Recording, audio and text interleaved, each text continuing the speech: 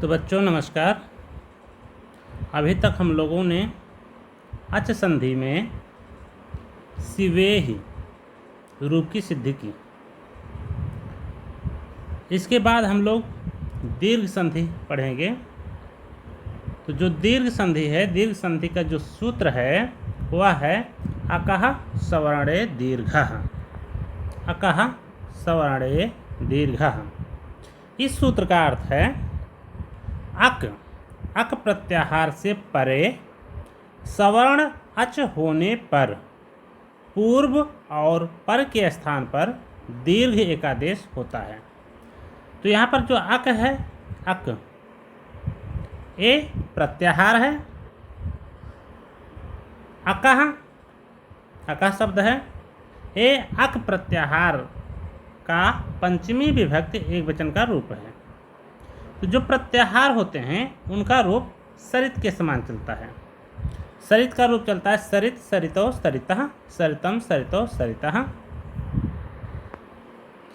सरिता सरिद्भ्याम सरिद्भिः, सरिते सरिद्भ्याम सरिद्भ्यः, सरितः सरिद्भ्याम सरिद्भ्यः, सरितः सरितोः सरिताम, सरिति सरितोः सरित्सु।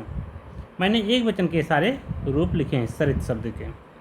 तो सरित के समान जो प्रत्याहार होते हैं उन सभी प्रत्याहारों का रूप सरित के समान चलता है। जैसे अक प्रत्याहार है तो अक अकौ अकः, अकम अकौ अकः, अका अग्भ्याम अग्भि, अके अग्भ्याम अग्भ्यः, अकः अग्भ्याम अग्भ्यः, अकः अकोह अकाम, अकि अकोह अक्सु। इस तरह से सभी प्रत्याहारों का रूप सरित शब्द के समान चलता है। तो इसमें से जो प्रत्याहारों के जो विभक्तियाँ होती हैं उनमें से सबसे ज़्यादा प्रयोग हम प्रथमा विभक्ति का प्रयोग देखते हैं और षष्ठी विभक्ति और सप्तमी विभक्ति का रूप हम लोग सूत्रों में देखते हैं और सप्तमी विभक्ति का रूप देखते हैं। तो यहाँ पर जो अकः शब्द है इस सूत्र का अर्थ क्या आ रहा है?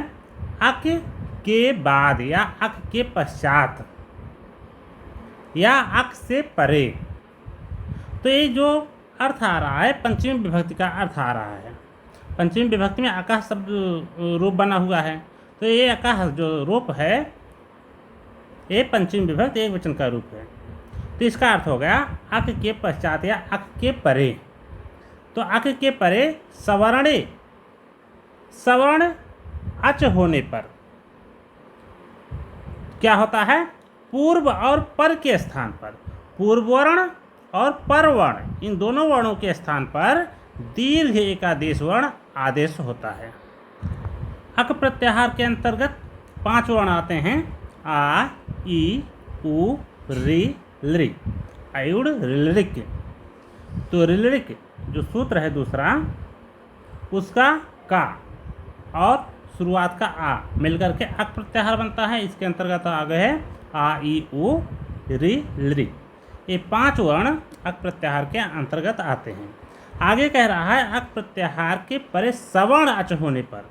कहने का मतलब है आ के बाद आ आए, ई के बाद ई आए, उ के बाद उ आए, रि के बाद रि आए, लृ के बाद लृ वर्ण आए।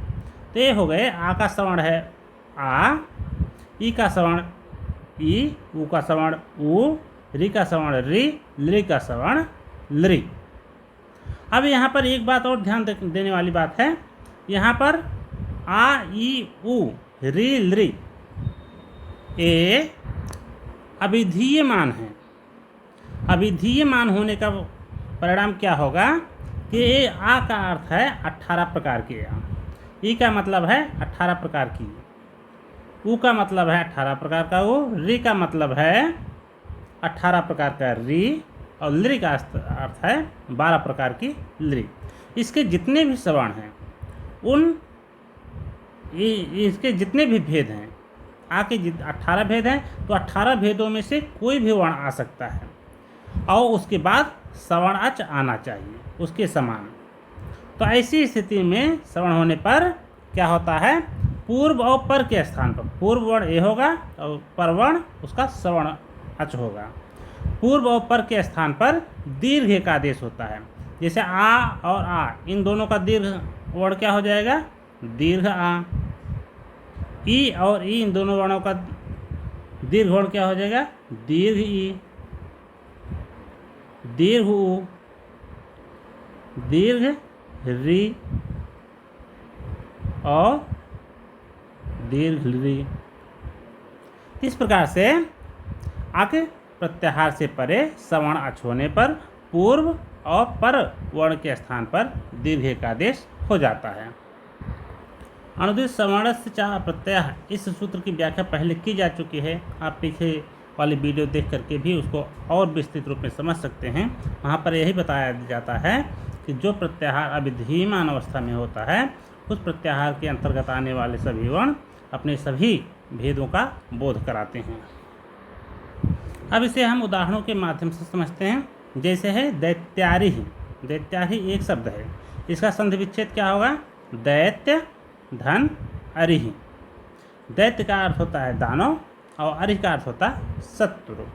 तो दानव का शत्रु कौन है? विष्णु। तो दैत्यारी का अर्थ हो गया विष्णु। तो दैत्य धन अरिहि। अब इसके शब्दों को अलग अलग करेंगे तो हो जाएगा दैत्य हलंत हो गया, इसमें आ को हम बाहर निकाल लिए, और अरिहि।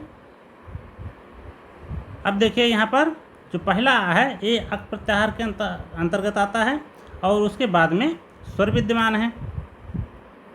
तो श्रवण स्वर, स्वर तो कोई भी हो सकता है, लेकिन यहाँ पर श्रवण स्वर का होना अति आवश्यक है। दीर्घ संधि में बाद वाला वर्ण श्रवण स्वर होना आवश्यक है। तो यहाँ पर पूर्व स्वर्ण अक प्रत्याहार के अंतर्गत आता है, उसके बाद श्रवण स्वर अविद्यमान है। ऐसी स्थिति में अकाह सवर्णे दीर्घ, अकाह सवर्णे दीर्घ। इसके बाद आप इस सूत्र का अर्थ भी लिख सकते हैं। अकाह सवर्णे दीर्घ सूत्र से पूर्व आ और पर आ, इन दोनों के स्थान पर दीर्घ एक आदेश हुआ। आ और आ, इन दोनों वर्णों का जो दीर्घ वर्ण होता है वह दीर्घ आ होता है। तो दैत्य हलंत हो गया, दोनों को के स्थान पर दीर्घ एक आदेश हो गया, धन रिहि। इस प्रकार सारे वर्णों को जोड़ देंगे तो हो जाएगा दैत्यारिहि। इस प्रकार से दैत्यारिहि रूप की शुद्धि हो जाती है। अब हम दूसरा उदाहरण लेते हैं। दूसरा उदाहरण है श्रीशः। इसका संधि विच्छेद हो जाएगा श्री धन ईशा। यहाँ पर ये बात ध्यान रखना है, जब हम लोग संधि विच्छेद करते हैं तो संधि विच्छेद करते समय ध्यान रखना चाहिए दोनों शब्द सार्थक होना चाहिए। सार्थक शब्दों के बीच में ही संधि होती है। तो यहाँ पर श्री शब्द भी सार्थक है और ईशा शब्द भी सार्थक है। तो श्री धन ईशा।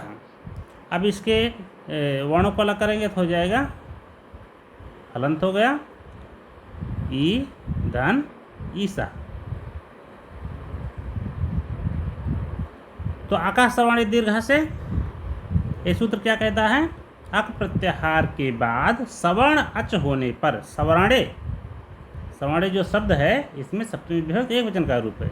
तो सब जो शब्द सप्तमी विभक्ति एक वचन में होता है उसका अर्थ होता है परे होने पर। सवर्णे का अर्थ सवर्ण अच परे होने पर पूर्व और पर के स्थान पर दीर्घ का आदेश होता है। तो अब यहाँ पर ई और बड़ी ये दो सवर्ण अच हैं, तो स्रा, इन दोनों के स्थान पर दीर्घ का आदेश हो गया। तो दीर्घ ई और दीर्घ ई, इन दोनों का दीर्घ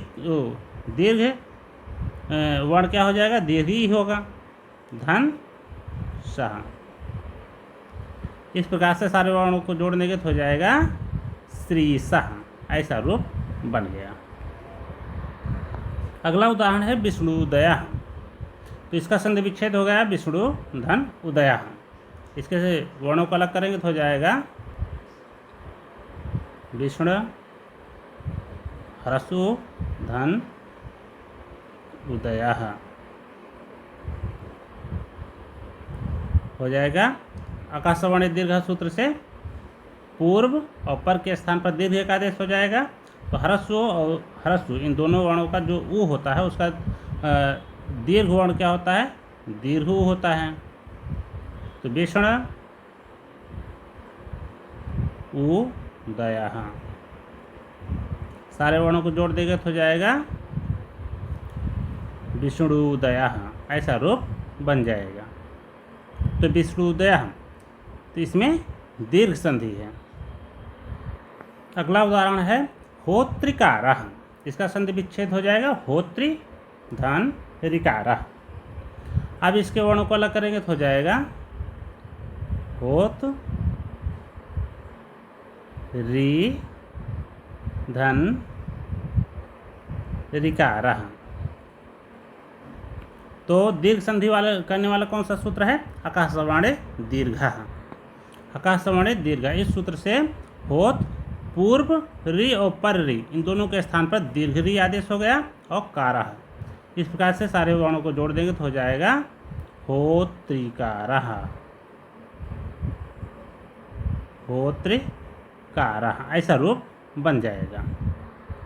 इस प्रकार से हम लोगों ने 4 उदाहरणों को देखा। दैत्यारि, श्रीशः, विष्णुदयः, होत्रिकारः। चारों शब्दों में आप लोग देख रहे हैं बीच में दीर्घवर्ण आया हुआ है। दैत्यारि में दीर्घवर्ण ए है, श्रीशः में दीर्घवर्ण है, विष्णुदय में दीर्घवर्ण है और होत्रिकारः में दीर्घ रि है। इस प्रकार से अगर बीच में हमें दीर्घवर्ण दिखाई दे, दीर्घ स्वर दिखाई दे, तो हमें समझ जाना चाहिए कि यहाँ पर दीर्घ संधि हुई है।